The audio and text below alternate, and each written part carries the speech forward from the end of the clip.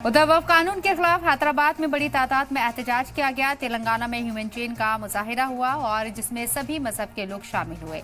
यह एहतजाज काफी वक्त तक चलता रहा। All India Muslim personal law board ने इसका ऐलान किया था। तेलंगाना के मुख्तलिफ अजला से इस मुजाहिरे में लोगों ने शिरकत की।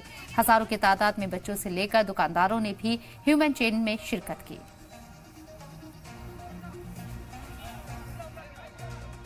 हैदराबाद में all India Muslim personal law board के ऐलान के बाद बड़े पैमाने पर एहतजाज किया गया। तेलंगाना के अजलाओं से भी लोग यहां पर आकर ह्यूमन चेन में हिस्सा लेकर अपने एहतजाज को दर्ज करवाया।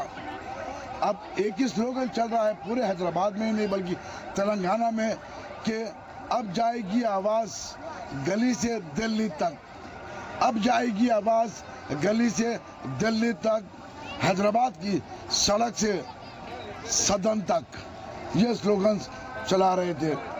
जब एक भाई के घर परेशानी हो तो सभी भाई अड़ोस पड़ोस उनका साथ देने आते हैं, ये कहना था हिंदू और क्रिश्चियन भाइयों का जो आज एहतजाज में शामिल हुए। उनका ये कहना है कि आज माइनॉरिटी वक्फ बोर्ड के ऊपर बात आई है, कल एंडोमेंट पे आएगी, उसके बाद कल क्रिश्चियन के मुस्लिम पर भी बात हो सकती है। इसलिए सब मिलकर हाथ जोड़े हैं। उनका ये कहना है कि जो दो हाथ जंजीर के जुड़े हैं, एक संविधान बचाओ और एक देश बचाओ। जब दोनों मिल जाते हैं तो देश बच जाता है और संविधान भी। इस इंसानी जंजीर के तहत ये मैसेज पहुंचाया गया कि सभी लोग इस बिल के खिलाफ हैं।